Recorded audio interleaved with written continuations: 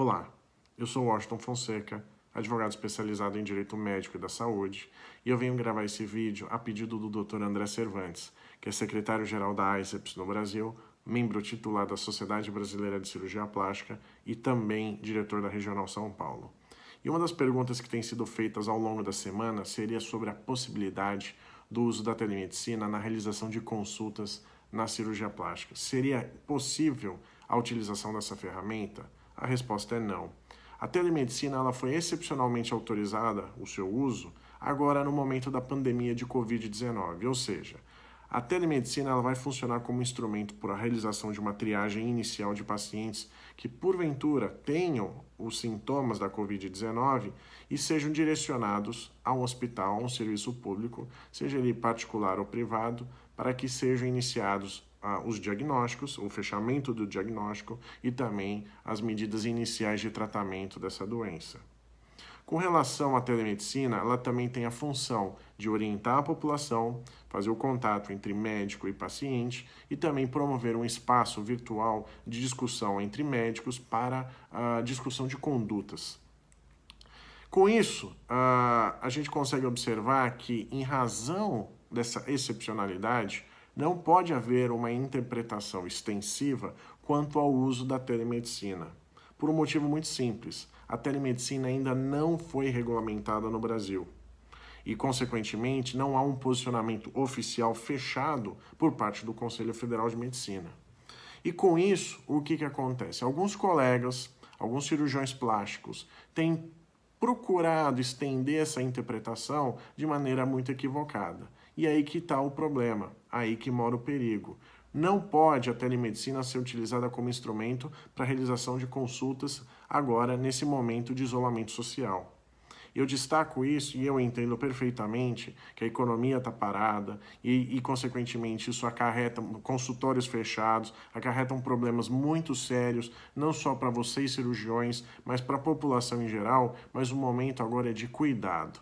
Até porque, em vista do que tem acontecido com a classe, os cirurgiões plásticos no Brasil, a gente consegue observar de uns tempos para cá um aumento exponencial na quantidade de processos judiciais, reclamações junto ao Conselho Regional de Medicina, na forma de sindicância e posteriormente em processos éticos profissionais.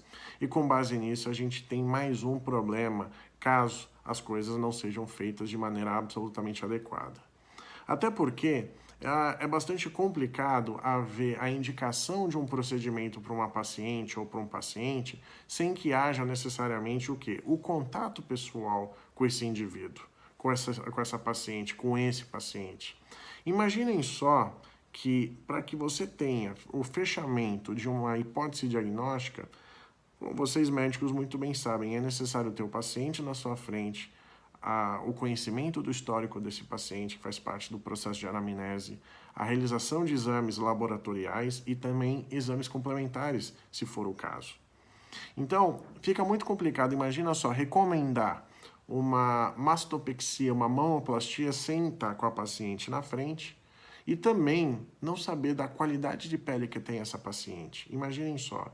Fica muito complicado pelo vídeo você também sugerir a colocação de uma prótese de um perfil mais alto ou mais baixo, ou então a sugestão de uma lipoaspiração ou de uma lipoenxertia, sem que a paciente ou o paciente esteja na sua frente, sem que um exame mais apurado, uma ausculta, por exemplo, seja realizada, ou então a realização da medição da PA, por exemplo, da pressão arterial. Fica muito complicado.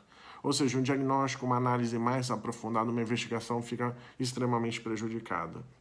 O meu grande receio é que a telemedicina, se utilizada nesses moldes, venha se tornar uma arma contra você, cirurgião plástico.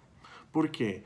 Hoje os pacientes muitas vezes gravam, sem que o cirurgião saiba, a sua consulta, o seu diálogo, o seu contato, e muitas vezes, eu observo no meu dia a dia, essas informações serem utilizadas de maneira absolutamente deturpada, negativa, dentro de um processo judicial, ou mesmo até em reclamações dentro do Conselho Regional de Medicina. Então, não existe uma ferramenta ainda adequada, tecnológica, que possa assegurar também o sigilo profissional. Imagina só se vocês fazem uma consulta virtual. Se de repente acontece algo nessa consulta, algo absolutamente indesejado, e essa consulta viraliza pela internet. Você, médico, você, cirurgião, vai estar numa situação muito complicada, passível até inclusive de penalização pelo próprio conselho. Então, esse é um exemplo que eu trago. Não existem ferramentas, você não sabe se existem outras pessoas assistindo essa videoconsulta, e é muito complicado porque isso pode sim acarretar problemas de ordem maior para você. Não que eu seja contra o uso da telemedicina, pelo contrário, eu sou muito favorável.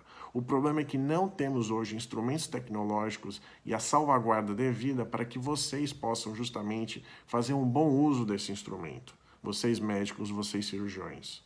Então, a dica que fica é cuidado. Infelizmente, nesse momento de não regulamentação e falta de orientação e de parâmetros mínimos para que vocês possam conduzir os seus trabalhos no dia a dia de maneira mais adequada com a telemedicina, é que vocês tomem cuidado e vocês não utilizem esse instrumento para sua salvaguarda e principalmente também pelo bem-estar do paciente. Agradeço a oportunidade e caso haja alguma dúvida, por favor, entre em contato com o Dr. André, que ele está absolutamente à disposição. Um abraço.